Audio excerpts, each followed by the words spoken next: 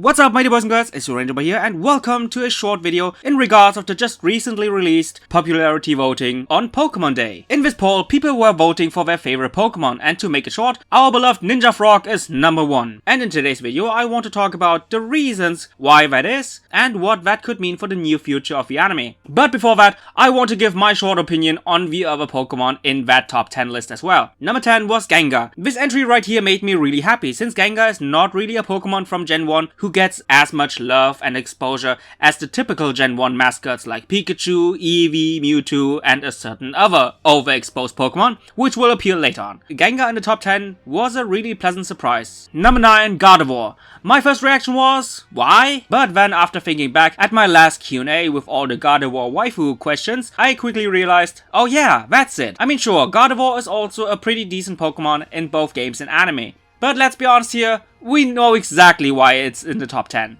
Number 8, Rayquaza. I'll be honest, I have no explanation for that Pokemon being on the list. The last real kind of relevancy that Rayquaza had was back then in Gen 6, with both the Mega Evolution Special Anime and the Omega Ruby and Alpha Sapphire games. It made some appearances in the Sun and Moon anime, and also just recently had an event in Pokemon Masters, aka the game that nobody in the community besides me plays, I think. But I guess its cool design and immense display of power really stood the test of time. Number 7, Garchomp. Unlike Rayquaza, Garchomp being here is not a surprise at all. Cool design, strong as fuck, and it also helps a lot that this Pokemon is the ace of Champion Cynthia, aka one of the strongest champions and also one of the hottest women in all of Pokemon. Number 6, we have Sylvia. Again, no surprise here. I mentioned numerous times that my two favorite Pokemon from Gen 6 are both Greninja and Sylvia, and I guess many people actually share that mindset. I can't really say much about it. Cute and also very unique design, also surprisingly good in the games as well, and in regards of the anime fandom, very popular thanks to being associated with trainers like Penelope, Valerie, and of course Serena. Number 5, Umbreon. Another evolution, Umbreon, and I'm really glad that my second favorite evolution made it to the top 5. I honestly don't know what exactly makes Umbreon so special,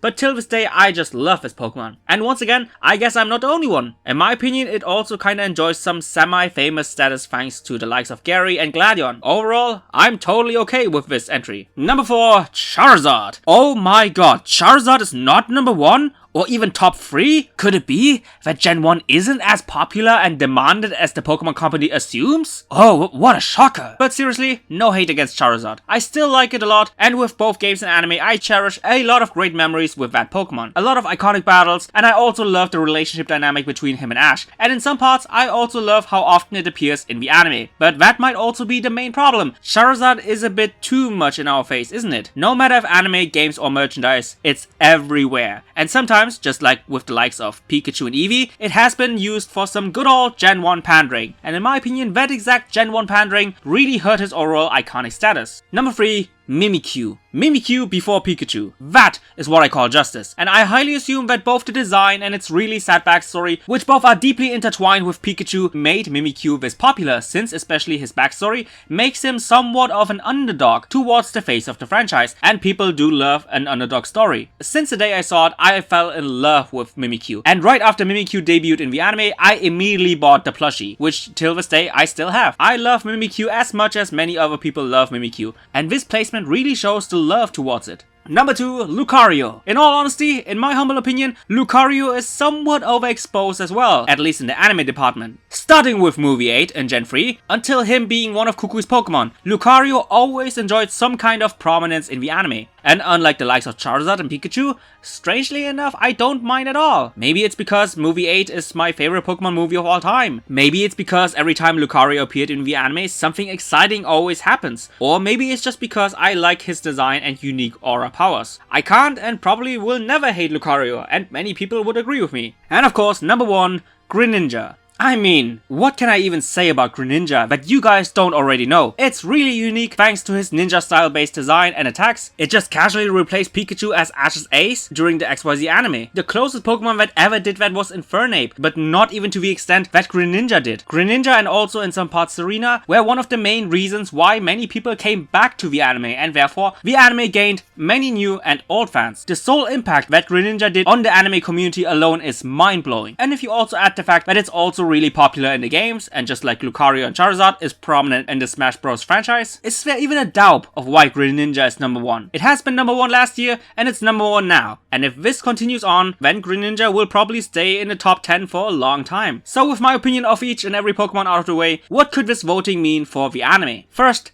Ash catching Ganga. This prediction right here is the most likely out of the 3 predictions I'm going to make, and that's simply because of the fact that in episode 11 of the new anime, Ash and Go encountered a wild Ganga, and even are now competing against each other of who will catch Ganga first. And with Ganga now being revealed as one of the top 10 most popular Pokemon, it would be a great chance for Ash to catch that Pokemon. Well, or maybe Go will catch that Pokemon, which I would be fine with as well. Second influence, Ash will get a Riolu. One of the most consistent rumors going on in the Pokemon anime fandom is that Ash could potentially get a Riolu, and therefore maybe later on a Lucario, because in the past there was some kind of merchandise scan that somewhat hinted that Lucario could be Ash's next Pokemon. And now with Lucario being the second most popular Pokemon of 2020, the chances of Ash getting that Pokemon got even higher, since one of the main purposes of the anime is to advertise merch. And why not doing so by having Ash catching a Lucario? Last but not least, let's talk about Greninja's return. And if that would happen, then I would totally understand that. I mean, why wouldn't you use the current popularity by reintroducing Greninja back to the anime? And just like Greninja did back then, gain back many viewers and in general have more eyes on the new Gen 8 anime. But then again, my standpoint on a Greninja return is the same standpoint I have when it comes to a return of Serena. I would be really happy if they would return, but at the same time, I don't want both of them to overshadow the current generation of friends and Pokemon. So in short, I would love a return, but only in a small and well-proportioned amount. Anyway guys, I really hope you enjoyed this short video in regards of the recent popularity poll. What's your opinion on the top 10? And especially, what is your opinion on the highly speculated return of Greninja? Tell me! And just like always, I see you guys in the comments down below. Bye guys!